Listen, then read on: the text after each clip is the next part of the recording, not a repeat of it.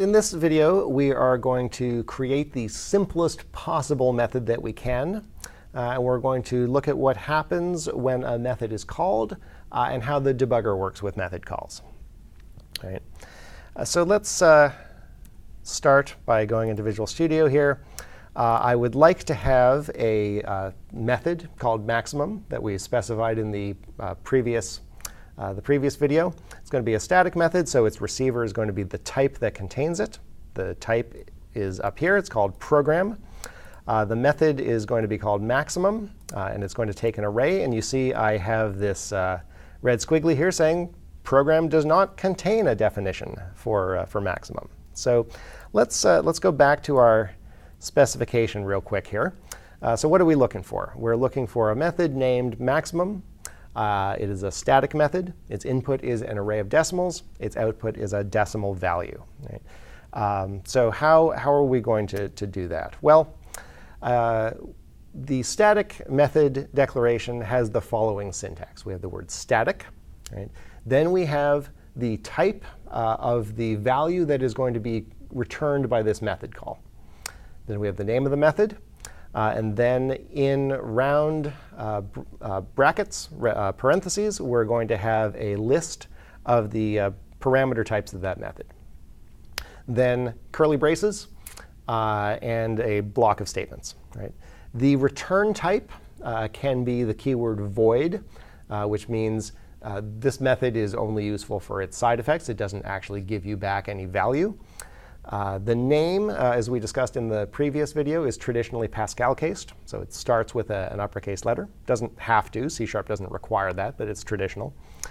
There can be any number of parameters, including 0. And there are a huge number of different ways to tweak this syntax to declare different kinds of methods. And we are not going to talk about any of them in this course. So let's try to actually do that. And we have as our model up here, we have a method, right? We have a static method. It's void returning. It's called main. And it has a bunch of parameters in a parenthesized list. So we'll just try to do the same thing here. We'll say static.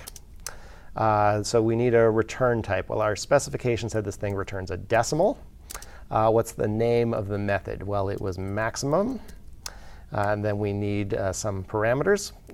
Let's see. We wanted an array of decimals. So we'll say decimal, and then say that this is an array of decimals. And we'll call this thing values. And then we need a block with any number of statements in it. And there we go. So there's our declaration. And we have a red squiggly. What's going on there? Well, let's mouse over that.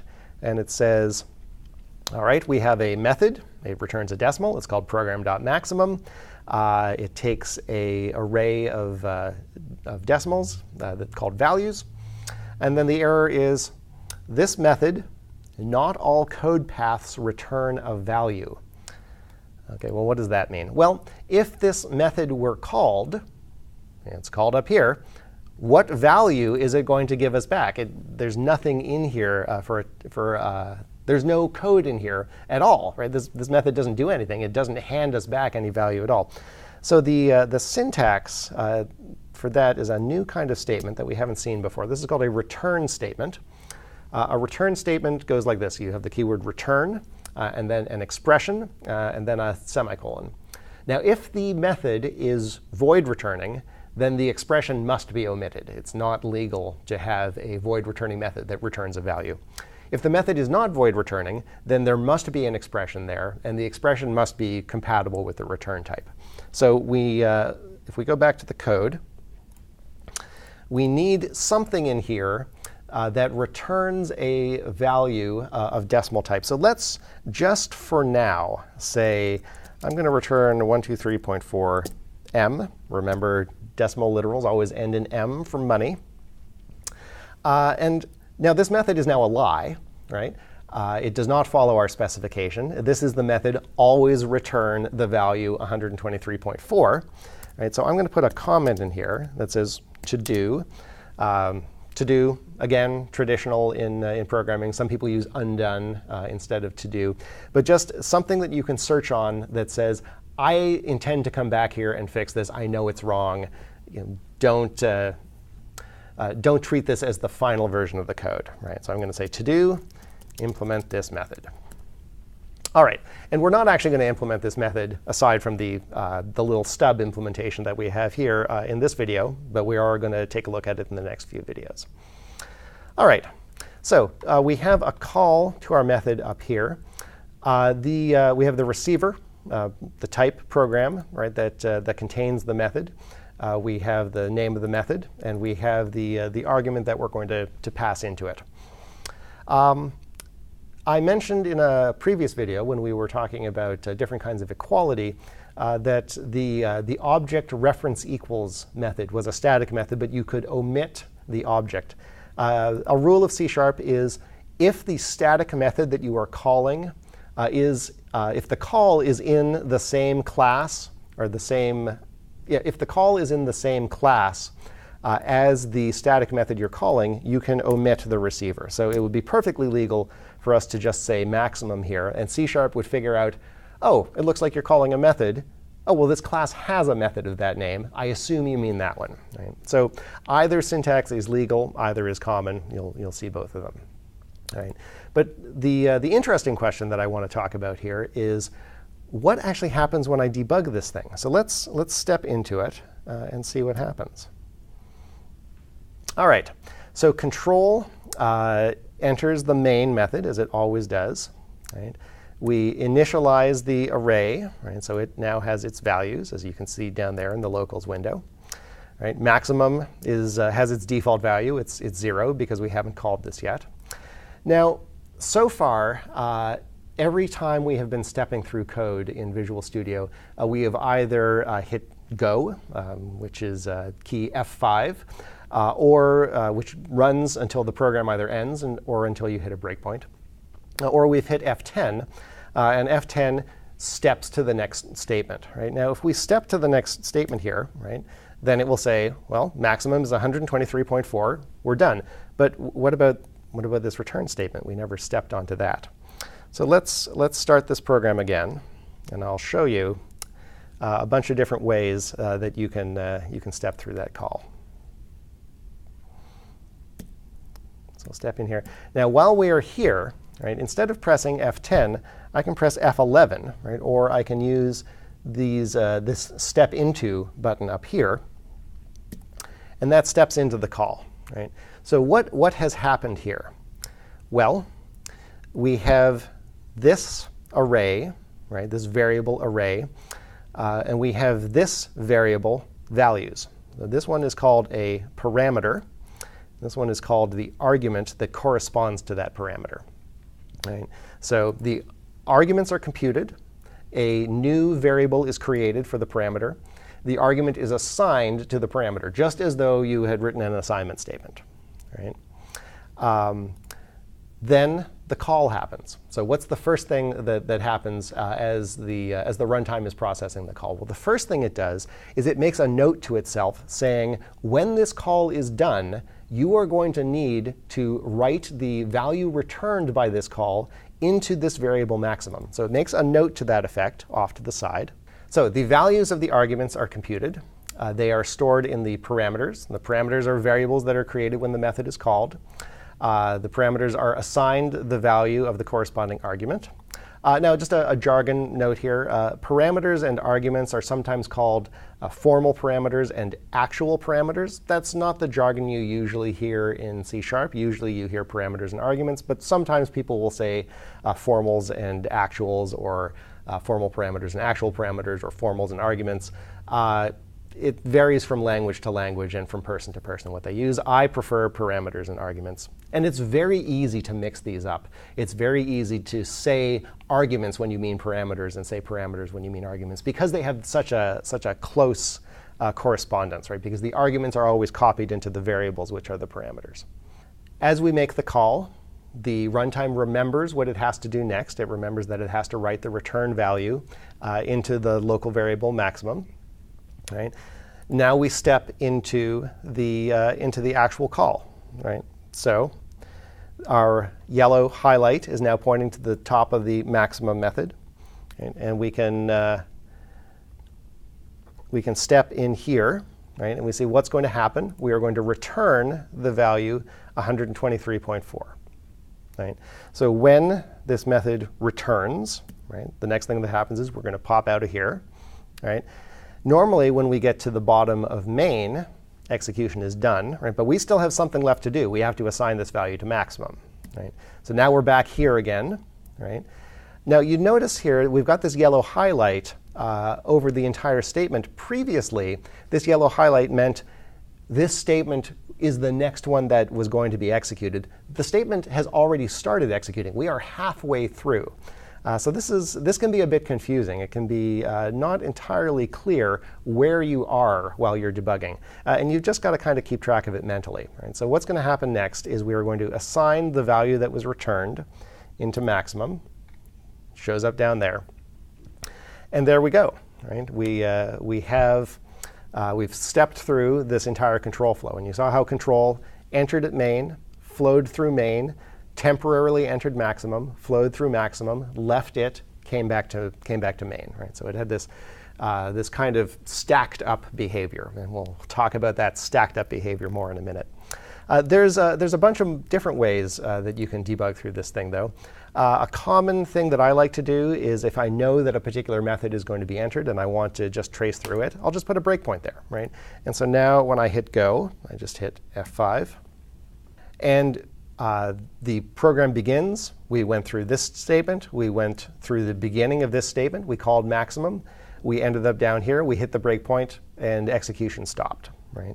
And when we step back out of that, now we assign the returned value to maximum. Right? Now, let me do that again and watch what happens to the locals window as I do this. I'm going to stop that, start it over again. All right, so I've put a breakpoint here. In our locals window, we have args, which we've seen in every main, the parameter to main. We have this array, right, with these elements in it.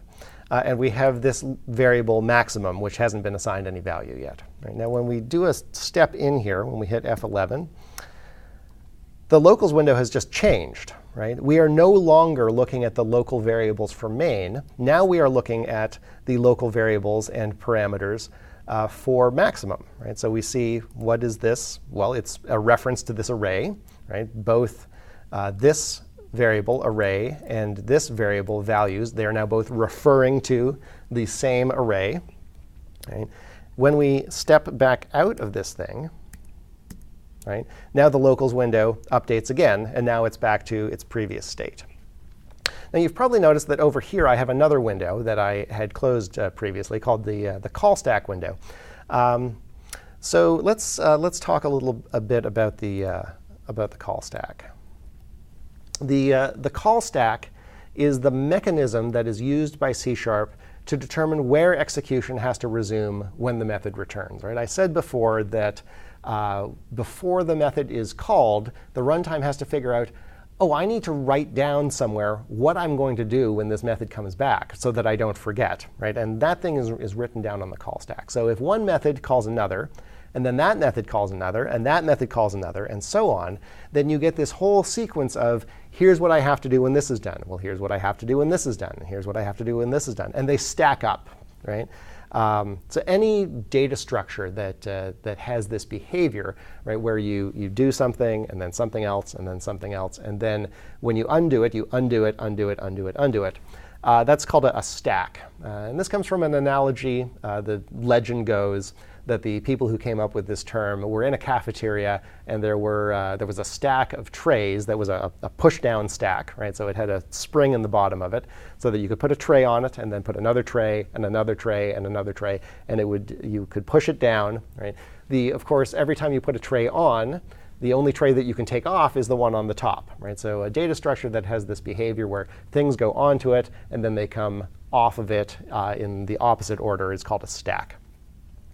I mentioned before in a previous video that some people have this myth in their head that value types go on the stack and reference types go on the heap. So you might be wondering, are those two stacks the same? And the answer is yes. The call stack is also used as a temporary storage mechanism for short-lived variables.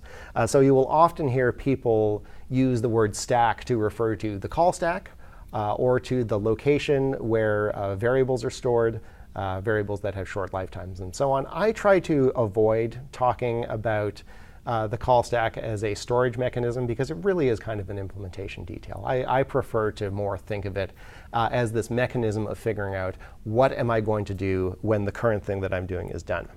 So let's take a closer look at this stack window here now that we have some idea of what it is, right? So right now, the stack window says, well, what am I doing right now? Well, right now, I'm doing the program.main method. Here are its parameters, its arguments, and I'm on line 8 of that thing. Now, when I step in here, take a look at what happened to the call stack. Right? So now I have two things on the stack. On the bottom of the stack, I have the call that I just had before, the call to main on line 8. And now this says on the top of the stack is program.maximum. And then I've got a bunch of values here. The values is an array with 3 elements in it, right? And it's on line 12. Right? And if I continue to step here, right, now it's on line 14, and so on. So the call stack shows us where are we right now, right, is the top of the stack. And then the next element on the stack is where are we going to go back to when this thing is done. Right? Now, a lot of people will tell you the call stack tells you where you came from. Right? And though that is correct, it is not actually quite the right way to think about it. The right way to think about it is, as I've been explaining, the call stack tells you where you are going to go back to. Now, in C#, where you came from and where you are going to go back to is almost always the same. But there are some advanced scenarios involving asynchronous code in which it is not the same. Right? And so then you need extra mechanisms to try to figure out where did I come from, because where I'm going back to is different than where I came from. But for our purposes, the answer to the question, where did I come from, and the answer to the question, where am I going, always the same answer. So you can use the call stack as a debugging mechanism to try to figure out, how is it that I got here? Oh, I got here from main line 8. Right? Now, what if I click on this thing? If I double click on it, take a look at what happens. So I still have this yellow highlight and this arrow down here saying the statement that I am at present executing is this statement right here. And you see in the call stack, there's the same yellow arrow right there saying this program is currently executing in method maximum. That's where the point of control flow is, right? But if we click on the call stack here, we get this kind of greenish gray arrow here pointing up here saying, this is where you are going to resume. Right? This is the thing that is going to happen next. Or if you prefer to think about it as, this is how we got here. Right? This is where you came from. Right? And you notice also, when I clicked on that, when I double-clicked on that, the locals window snapped back to these were the states of the local variables in that method, right, when this call happened. Right? So this is a very useful debugging aid because you can use it to examine the state of the program at points other than where you are at present executing. Right? And then if we double-click on there, you can see that the green highlight disappears. We snap back down here. The locals window updates again. All right, then we come back to there, and now our program is done. Summing up, we saw a lot of stuff in this video. We saw that a static method is declared by first having the static keyword, then the name of the type, then the name of the method, then a parameter list, and then a block that contained a bunch of statements. We saw that there's a kind of statement called a return statement. A return statement returns control to the caller and passes a value back to the caller that the caller is expecting. You can use step into to debug through method calls. And you can use the call stack window. The call stack window tells you where execution is going to resume. That's almost always where execution came from. And you can use the call stack window to examine all kinds of interesting things about your program, including what are the states of the local variables up the stack in the methods that called you to get here that we're going to go back to.